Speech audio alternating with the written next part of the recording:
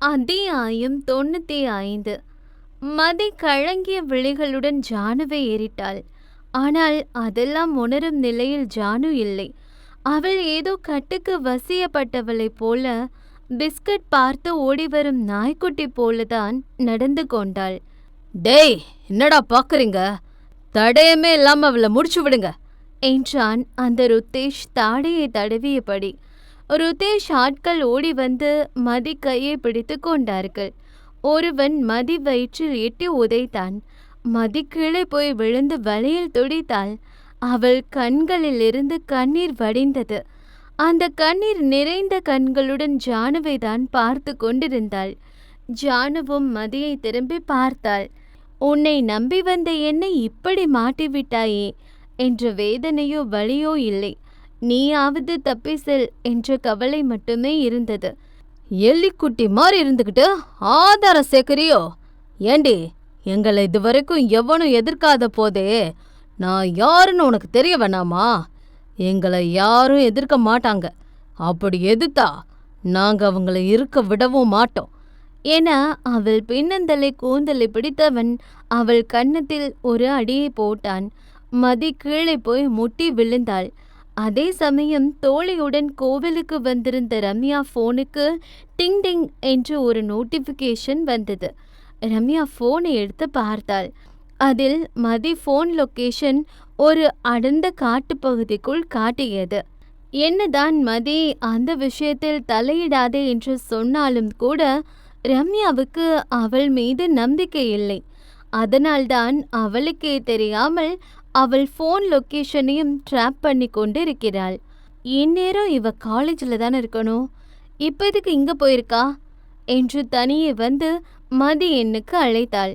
ஆனால் அதுவோ டவர் இல்லாமல் நாட் ரீச்சபிள் என்று வந்தது. ரம்யாவுக்கு என்னவோ தவறாகப்பட்டது. அதனால் கவினிடம் உதவி கேட்கலாம் என்று அவன் எண்ணை எடுத்தாள். ஆனால் அவனிடம் உதவி கேட்க என்னவோ போல் இருக்கவும் அவள் அர்ஜுன் எண்ணுக்கு அழைத்தாள். அண்ணா, சொல்லுடா. கார் ஓட்டிக்கொண்டிருந்த அர்ஜுன் முதல் அழைப்பிலேயே போனை எடுத்து விட்டான்.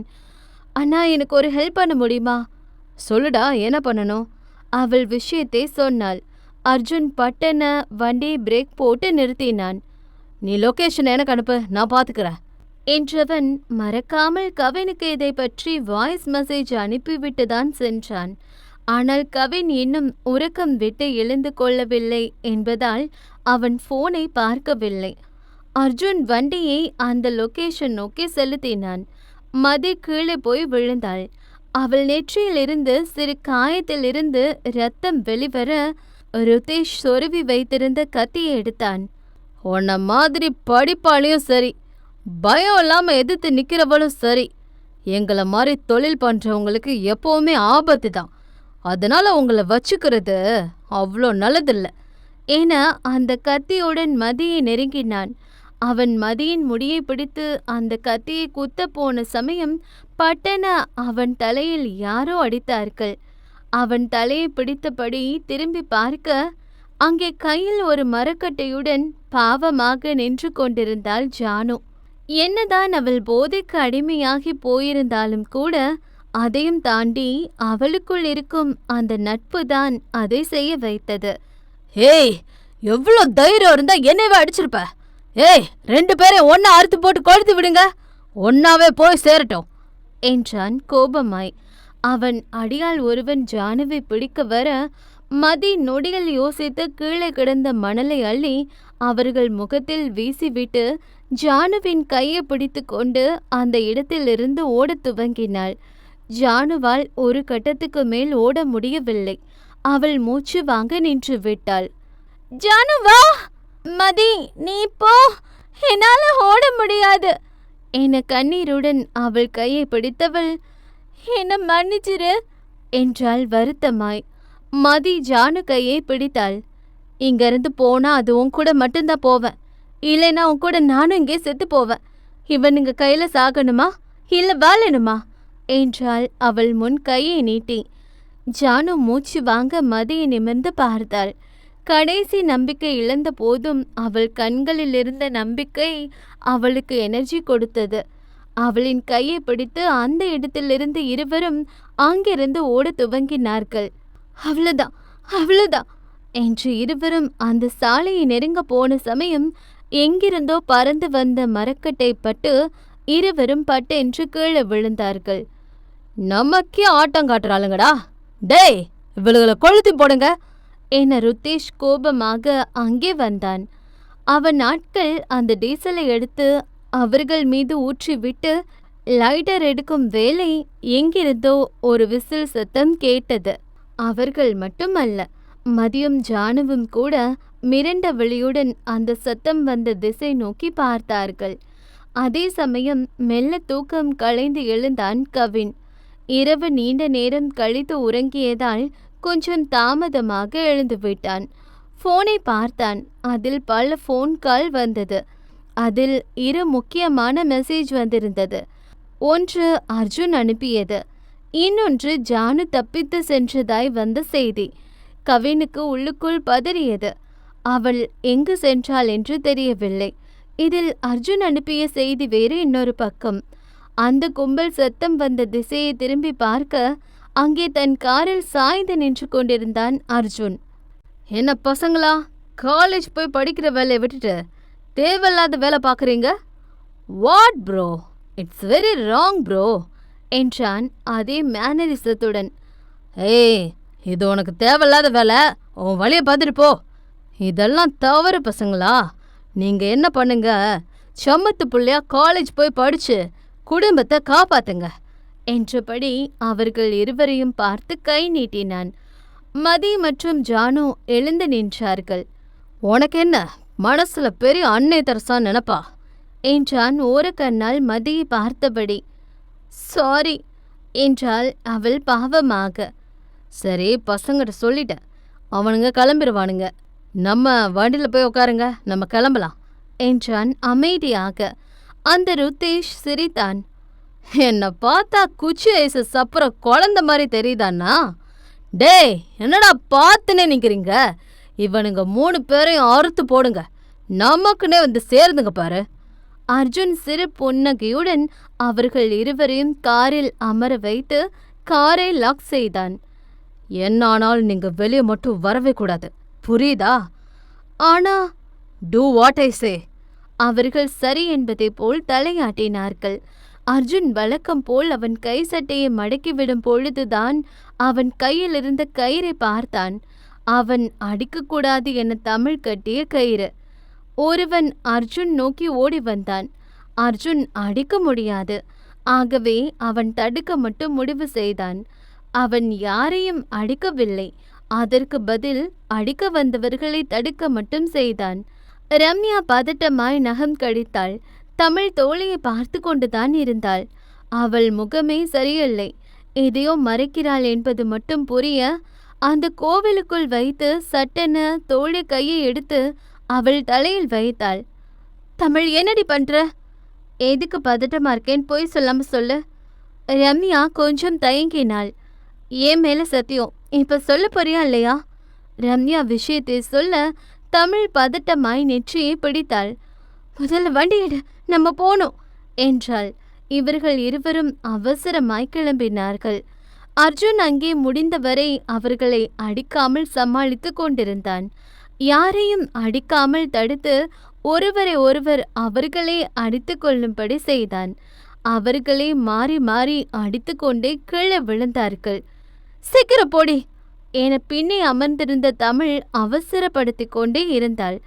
அர்ஜுன் அண்ணாவை பிடிக்கலன்னு சொல்ற, அப்புறம் உனக்கு இவ்வளோ பதட்டம்? ரம்யா சரியாக கேட்டாள். அவருக்காக ஒன்றும் இல்லை, மதிய நினச்சிதான் எனக்கு பயம். நம்பிட்ட என்றாள் அவள் வண்டியை ஓட்டியபடி. ராவணன் அடிக்காமலே அங்கிருந்த அத்தனை பேரையும் படுக்க வைத்து விட்டான். அடிக்காமலே இந்த நிலைமைனா அடிச்சா என்ன ஆகும், இல்லை என்ன ஆகும்னு கேட்குறேன். போங்கடா, போய் படிக்கிற வழியை பாருங்க. இனிமே உங்களை பார்த்தேன்னு வைங்க, அண்ணன் பொழந்துருவேன் என்று மிரட்டிவிட்டு திரும்பிய அர்ஜுன் தலையில் சடார் என்று ஒரு பயங்கரமான அடி விழுந்தது. அடித்த வேகத்தில் இரத்தம் வந்துவிட அர்ஜுன் மெல்ல தலையை பிடித்தபடி திரும்ப அங்கே பாதி உடைந்த கட்டையுடன் கரம் நடுங்கியபடி நின்று கொண்டிருந்தான் ருத்தேஷ். அத்தியாயம் 96. அர்ஜுன் தலையை பிடித்தபடி மெல்ல திரும்பி பார்க்க அங்கே கையில் பாதி உடைந்த கட்டையுடன் நின்று கொண்டிருந்தான் ருத்தேஷ். அர்ஜுன் முகம் கோபத்தில் சிவந்தது. அங்கே உடைந்து விழுந்த கட்டையை கையில் எடுத்தவன் ஒரு நொடி கண்ணை மூடினான். மூடிய கண்களின் வழி வந்தது தமிழ் முகம். இந்த கயிறு உங்க கையில இருக்க வரைக்கும் நீங்க யாரையும் அடிக்கக்கூடாது என்ற வார்த்தை அவன் சிந்தையில் வந்து போக ஓங்கிய கட்டையை அப்படியே கீழிறக்கினான்.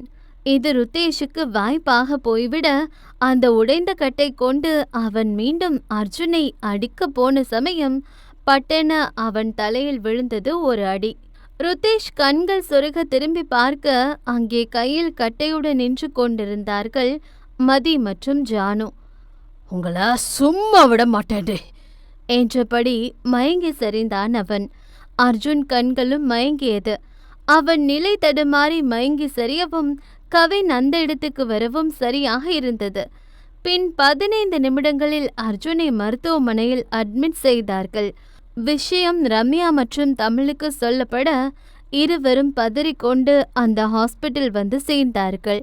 தமிழ் முகம் எங்கும் பதட்டமாய் அந்த மருத்துவமனை வளாகத்தில் ஓடி வந்தவள் அங்கு அமர்ந்திருந்த மதியை கண்டு ஓடி வந்து அவளை அணைத்து கொண்டாள். பயந்தே போயிட்டண்டி என அவள் நெற்றியில் முத்தம் வைத்தவள், உனக்கு ஒன்றும் இல்லை தானே என்று அவளை சுற்றி முற்றிலும் பார்த்தாள். சின்ன காயமாகத்தான் இருந்தது. எனக்கு ஒன்றும் இல்லைக்கா, ஆனா அவரு என்றால் கொஞ்சம் தயங்கி. ரம்யா விஷயத்தை அவளிடம் சொல்லவில்லை. மதிக்கு கொஞ்சம் அடிபட்டதாக சொல்லிதான் அழைத்து வந்தாள். அவரா? அர்ஜுன் சாரா? அவருக்கு என்ன என்றால் கொஞ்சம் பதட்டமாய். மதி சொல்லும் முன் அந்த பக்கமாய் நடந்து வந்தான் கவின். இவர்கள் கவினை பார்க்க கவினும் அவர்களை திரும்பி பார்த்தான். தமிழ், அண்ணா என்னாச்சு? அவரு எங்க? அவருக்கு ஒன்றும் இல்லை தானே? தலையில கொஞ்சம் அடிபட்டிருக்கு, மற்றபடி ஓகே தான் என்று அவன் கை காட்டிய இடத்திலிருந்து மெல்ல நடந்து வந்தான் அர்ஜுன். தலையில் கட்டு போட்டு இருந்தான். கைகளில் சிராய்ப்பு இருந்தது. அர்ஜுனை வீட்டுக்கு அழைத்து சென்றார்கள். காரில் எதுவும் பேசாமல் மௌனமாகவே வந்தாள் தமிழ். வீட்டுக்கு வந்ததும் கவின் நண்பனை கைத்தாங்கலாக ரூமுக்கு அழைத்து வந்தான். தமிழ் பேசவில்லை என்றாலும் கூட துப்பட்டாவை எடுத்து இடுப்போடு கட்டி கொண்டவள் வேகமாக சென்று அவனுக்காக சுடுதண்ணி போட்டாள். அவர்களுக்கு டீ போட்டு கொடுத்தாள். கவினண்ணா, இந்த சுடுதண்ணியை மெல்ல அவருக்கு ஒத்தட வைங்க, வழி தெரியாது என்றாள். கவினால் அவளை புரிந்து கொள்ளவே முடியவில்லை. அவனை வேண்டாம் என்று சொல்கிறாள். ஆனால் அவனுக்கு ஏதாவது ஆனால் அவள்தான் அதிகமாக துடித்தும் போகிறாள். மதியும் ஜானுவும் இன்னும் கூட நடுங்கிக் கொண்டுதான் இருந்தார்கள். ரம்யா அவர்கள் இருவருக்கும் குடிக்க டீ கொடுத்தாள். உன்கிட்ட எத்தனை முறை சொன்ன தனியா போகாதுன்னு? சொல்ற பேச்சு கேட்கவே கூடாதுன்னு முடிவு பண்ணிருக்கியா மதி? உங்களுக்கு ஏதாவது ஆயிருந்தா இப்ப என்ன பண்றது? மதி மௌனமாக இருந்தாள். ஜானு கலங்கிய கண்களுடன் அவர்களை நிமிர்ந்து பார்த்தாள்.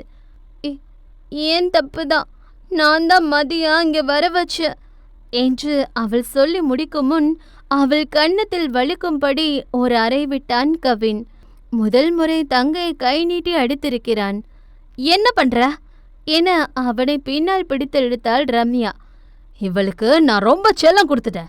இன்னைக்கு கொடுத்த அடியை முன்னாடியே கொடுத்துருக்கணும். இவளாலதான் இந்த எல்லா பிரச்சனையும் என அவளை அடிக்க பாய்ந்தவனை ரம்யா தான் பிடித்து கொண்டாள். என்ன பண்ற? அடிச்சா எல்லாமே சரியாயிடுமா? ஏன் தப்புதான். என் அம்மா சொன்ன மாதிரி இவளை அப்படியே விட்டுருக்கணும். ஒருவேளை என் கூட பிறந்தவளா இருந்திருந்தா என் வார்த்தைக்கு மரியாதை கொடுத்து நான் சொன்னதை கேட்டிருப்பா. யாரோ ஒருத்தங்களுக்கு பிறந்ததுனால தானே இவ்வளோ சுயநலமா இருக்கா என கோபத்தில் ஒரு வார்த்தையை விட்டு விட்டான் கவின். அந்த வார்த்தை ஜானுவை மொத்தமாக உடைத்து விட்டது. அவள் கண்கள் கலங்க கவினை வலி நிறைந்த பார்வையுடன் ஏறிட்டாள். ரம்யா கவின் கன்னத்தில் பொலிர் என ஒரு அறை விட்டாள். என்ன பேசுறன்னு புரிச்சுதா பேசுறியா? கவினுக்கும் அப்பொழுதுதான் அவன் சொன்ன வார்த்தையின் வீரியம் புரிய அவன் மெல்ல ஜானுவை நிமிர்ந்து பார்த்தான்.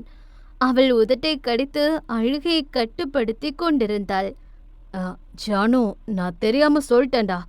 என மெல்ல அவன் ஜானு கையை பிடிக்கப் போக அவள் ஓடி சென்று கதவை பூட்டிக் கொண்டாள். ஜானு, கதவை தரடா, அண்ணா ஏதோ ஒரு கோபத்துல பேசிட்ட என்றான் அவன் வருத்தமாக. ரம்யா அவனை முறைத்து பார்த்தாள். எப்பவுமே அடுத்தவங்க ஃபீலிங்ஸ் பத்தி, அவங்க மனசு பத்தி புரிஞ்சுக்கவே மாட்டல்ல. நீ சொன்னதை இப்ப நான் கேக்குறேன். ஒருவேளை அவ உன் கூட பிறந்தவளா இருந்திருந்தா அவளை ஒழுங்கா பார்த்திருப்பியோ என்னவோ. கவின் கண்களில் ஒரு வலி. என்ன வலிக்குதா? அப்படித்தானே அவளுக்கும் வலிக்கும். அர்ஜுன் சார் மட்டும் இல்லைனா இந்நேரம் நாங்கள் சாம்பல் ஆகியிருப்போம் என்றாள் மதி எங்கோ வெறித்த வண்ணம். தமிழ் மெல்ல மதி தலையை கோதி கொடுத்தாள். ஒன்னும் இல்லடா என்றவளின் விழி அந்த அர்ஜுன் அறையை தான் பார்த்து கொண்டிருந்தது. நேரம் கடந்தது. மதி அங்கிருந்து கிளம்பும் முன் ஒரு முறை அர்ஜுனை பார்த்துவிட்டு செல்ல ஆயத்தமானாள். அர்ஜுன் மெத்தையில் கண்மூடி படுத்திருந்தான்.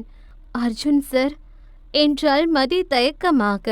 அர்ஜுன் கண்ணை திறந்தான். இவள் மெல்ல உள்ளே சென்றாள். அர்ஜுன் மெல்ல புன்னகை செய்தான். மதி மெல்ல அர்ஜுன் கையை பிடித்தாள். தேங்க்ஸ் சார் என்றாள் கண்ணீர் மல்க. ஹே, எதுக்கு மதி அழுற? கண்ணு தொட முதல்ல. இனிமே நீ இந்த மாதிரி வீர சாகசெல்லாம் பண்ணக்கூடாது, புரியுதா? மதி சரி என்பதை போல் தலையாட்டினாள். சரி, பத்திரமாரு.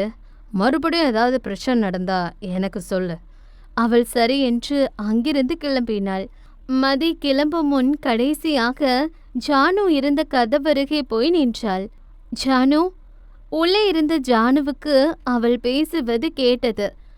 எனக்கு தெரியும் நான் பேசுறத நீ கேட்குறேன்னு. ஒன்று மட்டும் புரிஞ்சுக்கோ, எனக்கு உன் மேலே எந்த கோபமும் இல்லை ஜானு. இது ஓன் தப்பு இல்லை. நீ குணம் ஆகணும். நம்ம பழையபடி சந்தோஷமா வெளியே சுற்றணும், பாப்கார்ன் சாப்பிடணும், பீச் போகணும், மூவி போகணும். அதுக்கு நீ பழையபடி மாறணும் ஜானு என கொஞ்சம் கேப் விட்டு பேசினாள். ஜானு, எனக்கு இத்தனை வருஷத்தில் கிடைச்ச ஒரே ஃப்ரெண்ட் நீ மட்டும்தாண்டி. எப்போவுமே உன் நட்பை விடக்கூடாதுன்னு தோணுது. நான் உனக்காக காத்துட்ருப்பேன். ஓ மதியா. Miss you Janu. I love you என்று கண்ணீருடன் சொல்லி சென்றவளை கண்டு ஜானு உள்ளே வாய் மூடி கதறி அழுதாள். நேரம் கடந்தது. தமிழ் ஒரு வாய் கூட உண்ணவில்லை. தமிழ், ஆ என தோழியை நிமிர்ந்து பார்த்தாள் தமிழ். நீ இன்னும் காலையிலேருந்து ஒரு வாய் கூட சாப்பிடல. ஏன் இப்படி இருக்க? நான் ஏதாவது சாப்பிட எடுத்துட்டு வரவா? ஐயோ, அர்ஜுன் சாருக்கு இப்போ டேப்லெட் கொடுக்கணும், அவர் சாப்பிடணும் என்று அவசரமாய் ஒரு பிளேட் தோசை சுட்டு எடுத்து வந்தவள் அதை தோழி கையில் கொடுத்தாள். ரம்யா, இது அவர்கிட்ட போய் கொடு, அவரை சாப்பிடவை என்றாள். ரம்யா தோழியை முறைத்து பார்த்தாள். சத்தியமா நீ என்ன நினைக்கிறன்னு என்னால் புரிஞ்சுக்க முடியல மச்சி. அவரை வேண்டான்னு சொல்ற, ஆனால் அவருக்கு சின்ன காயம் பட்டாலும் துடிச்சு போற. நீ இன்னும் ஒரு பருக்கு கூட சாப்பிடல, ஆனால் அவரை சாப்பிட வைக்கணும்னு சொல்ற. இல்லை, நிஜமா நீ என்னதான் நினைக்கிற? ரம்யா அத்தனை கேள்வி கேட்ட பொழுதும் கூட தமிழ் ஒரு வார்த்தை கூட பேசாமல் அமைதியாக இருந்தாள். ஓ, அப்ப பதில் சொல்ல மாட்ட, அப்படிதானே? அவர் மேல் அக்கறை இருந்தா நீயே கொடு, எனக்கு என்ன வந்துச்சு என்று தோட்டத்து பக்கமாய் சென்றாள் ரம்யா. வேறு வழியில்லாமல் தமிழ் தயங்கி தயங்கி அந்த உணவை எடுத்துக்கொண்டு அர்ஜுன் அறை நோக்கி செல்லும் பொழுது அங்கே கவின் மற்றும் அர்ஜுன் பேசி கொண்டிருந்தார்கள். ஏண்டா, பெரிய பயில்வான்களை அடிச்சு தூக்குறவன் அந்த பொடி பசங்க கிட்ட அடி வாங்கியிருக்க? அவனுங்க மூஞ்ச அடிச்சு பேத்திருக்க வேண்டியதானே? அர்ஜுன் மெல்ல சிரித்தபடி அவன் கையில் இருந்த கயிறை காட்டினான். என்னது? தமிழ் கட்டி விட்டது. புரியல. நான் யாரையும் அடிக்கக்கூடாதுன்னு தமிழ் கட்டி விட்டதுடா. அவ மேலே சத்தியம் பண்ணியிருக்கேன், யாரையும் அடிக்க மாட்டேன்னு. அப்புறம் எப்படி மச்சான் அடிக்க முடியும்? இதை வெளியே இருந்து கேட்ட தமிழ் கண்கள் கலங்கியது. லூசாடா நீ? அவன் உன்னை கொன்றிருப்பான். கயிறு கட்டினா அதனால அடிக்கலன்னு சொல்ற? என் தமிழ் சொல்லிட்டா மச்சி, நான் எப்படி அதை மீற முடியும்? அவளுக்கு என்னை பிடிக்கலனாலும் எனக்கு அவளை தாண்டா பிடிக்கும் என்றான் வலி நிறைந்த புன்னகையுடன். அத்தியாயம் 97. என்னமோ பண்ணு என்று கவின் கோபமாக வெளியேற தமிழ் அவன் கண்ணில் படாமல் பட்டென ஒதுங்கி நின்று கொண்டாள். அர்ஜுன் கண்களை மூடி படுத்திருந்தான். மெல்லிய கொழுசொலி சத்தம் அவன் காது மடல்களை தீண்டி செல்லவே அர்ஜுன் கண்களை திறந்தான். தமிழ் தயக்கமாய் அவன் முன்னே வந்து அமர்ந்தாள். இதுல தோசை இருக்கு, சாப்பிட்டு இந்த டேப்லெட்டை போடுங்க என்று அவன் முன்னே எடுத்து வைத்தாள். அர்ஜுன் எதுவும் பேசாமல் கண்களை மூடிக்கொண்டான். சாப்பிடுங்க சார். ஆ. அவ்வளவுதான் அவன் பதில். தமிழ் தயக்கமாக வெளியே வந்தாள். குட்டி போட்ட பூனை போல் ஒரு அரை மணி நேரம் அங்குமிங்கும் நடந்தாள். அவள் இன்னும் ஒரு வாய் கூட உண்ணவில்லை.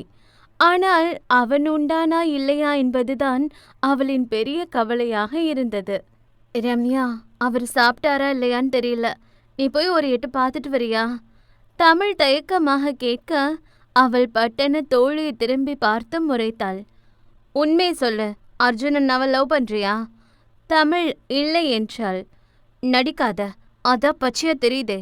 அப்புறம் என்ன, பிடிச்சா போய் சொல்ல வேண்டியதானே. நான் எப்போ பிடிச்சிருக்குன்னு சொன்ன என்றாள் அவள் வீராப்பாக. ஐயோ சாமி, உன் கூட நான் மல்லு கட்ட முடியாது. நம்ம ட்ரெஸ்ஸு எதுவும் இல்லை, நான் போய் ஃப்ரெஷ் ஆகிட்டு உனக்கு ட்ரெஸ் எடுத்துகிட்டு வரேன். அது வரைக்கும் நீ இங்கே இரு.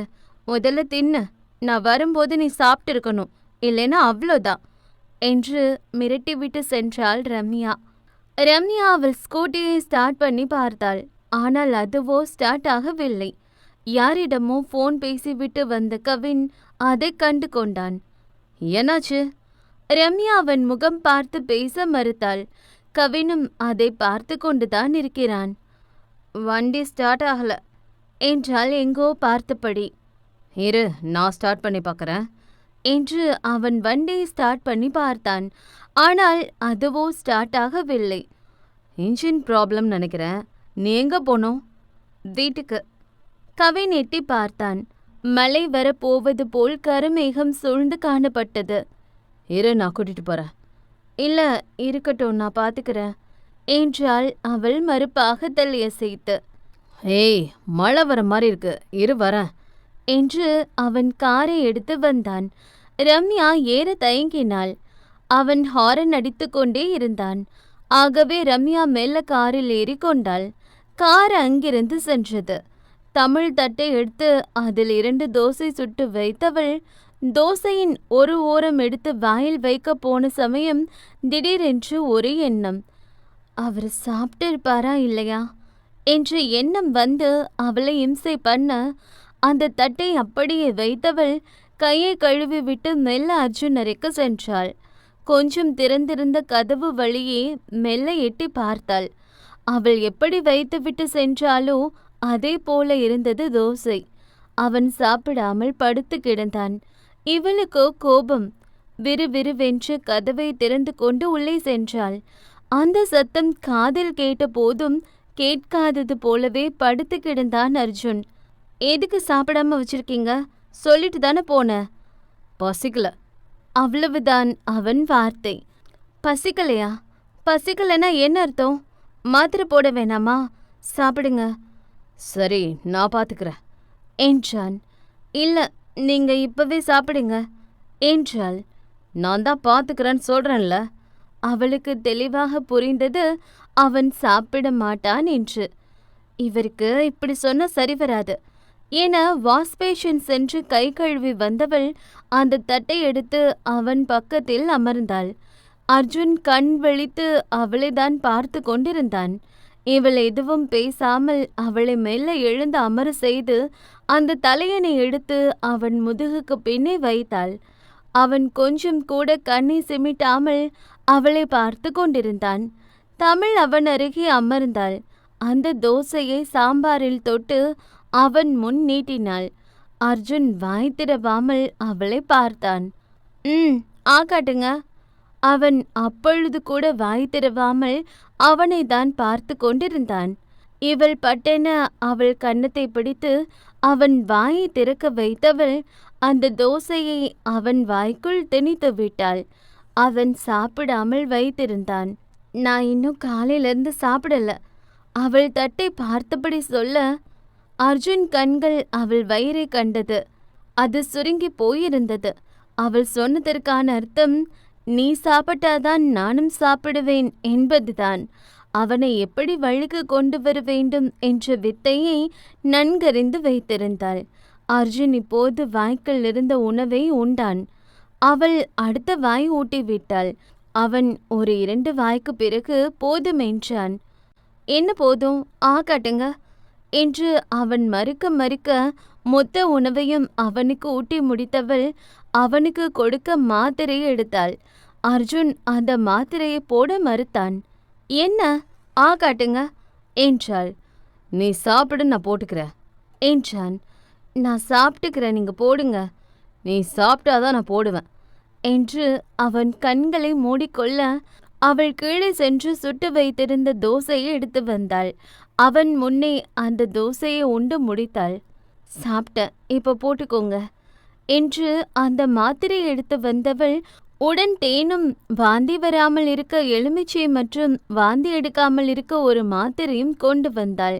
அர்ஜுன் அவளை புரியாமல் பார்த்தான். இல்லை, உங்களுக்கு மாத்திரை போட்டால் வாமிட் வரும், அதான் கொண்டு வந்தேன். தேன் குடிச்சா வாமிட் வராது. வாமிட் வர மாதிரி இருந்தால் இந்த லெமன் ஸ்மெல் பண்ணுங்க, அப்புறம் இந்த டேப்லெட் வாமிட் சென்சேஷன் கம்மி பண்ணும் என்றாள். அர்ஜுன் இதழ் மெல்ல விரிந்தது. அவள் அளவுக்கு யாராலும் அவனை இவ்வளவு புரிந்து கொள்ள முடியாது, இப்படி பார்த்து கொள்ளவும் முடியாது. அர்ஜுன் கண்களை மூடினான். நான் வெளியே இருக்கேன், ஏதாவது வேணும்னா கூப்பிடுங்க சார். அர்ஜுன் அவள் கரத்தை பிடித்தான். தமிழ் என்னவென்பது போல் பார்த்தாள். நான் தூங்குற வரைக்கும் என் பக்கத்தில் இரு ப்ளீஸ் என்றான் கண்களை மூடி. சரி என தமிழ் அவன் பக்கத்தில் இருக்கையை போட்டு அமர்ந்தாள். அர்ஜுன் கண்கள் மெல்ல உறக்கத்தை தழுவ முயன்று கொண்டிருந்தது. கார் மிதமான வேகத்தில் சென்று கொண்டிருந்தது. கவின் மற்றும் ரம்யாவுக்கு இடையே ஆளில்லா காட்டுக்குள் மாட்டிக்கொண்டது போல ஒரு அமைதி நிலவியது. அந்த கருமேகம் தன் வேலை காட்ட துவங்கிவிட்டது போலும். மழை அடித்து வாங்கியது. முன்னே வரும் வண்டி தெரியாத அளவுக்கு மழை அடித்து பெய்தது. அவர்கள் நேரமோ என்னவோ திடீரென வண்டி பிரேக் டவுன் ஆகி நின்று விட்டது. கவின் காரை விட்டு இறங்கி அந்த கொட்டும் மழையில் நனைந்தபடி வண்டியில் என்ன பிரச்சனை என பார்த்து கொண்டிருந்தான். இடி கொட்டி தீர்த்தது. ரம்யா கொஞ்சம் பயந்து விட்டாள். கவின், உள்ளவா என்று கத்தினாள். இரு, என்னன்னு பார்த்துட்டு வரேன் என்றான் அவன். வேணா, நீ உள்ளவா, இடி இருக்குது என்று அவனை அவசரப்படுத்தினாள். கவின் மழையில் முற்றிலும் நனைந்து விட்டான். தொப்பென்று நனைந்தபடி அந்த காருக்குள் வந்து அமர்ந்தான். ரம்யா அவனை முறைத்தபடி அவள் துப்பட்டாவை எடுத்து அவன் முன்னே நீட்டினாள். கவின் அவளை ஒரு மார்க்கமாக பார்த்தான். நீ துவட்டி விட மாட்டியா? வேணும்னா துவட்டிக்கோ, இல்லைனா போ என்று அவள் துப்பட்டாவை பின்னோக்கி இழுக்க அவன் துப்பட்டாவை முன்னோக்கி இழுத்தான். இதில் ரம்யா நிலை தடுமாறி அவன் மீது வந்து விழுந்தாள். இருவரின் விழியும் ஒன்றாய் சங்கமித்தது. அவள் விழி பதட்டமாய் அங்கும் இங்கும் நகர்ந்தது. என்னடி, நானும் பார்க்குறேன், ரொம்ப தான் பண்ற. நான் நெருங்கி வந்தா விலகி போற, பேச வந்தா தூரம் போற. என்ன கழட்டி விட பார்க்குறியா என அவள் இடையோடு இறுக்கம் கொடுத்து தன்னுடன் சேர்த்து அணைத்தான்.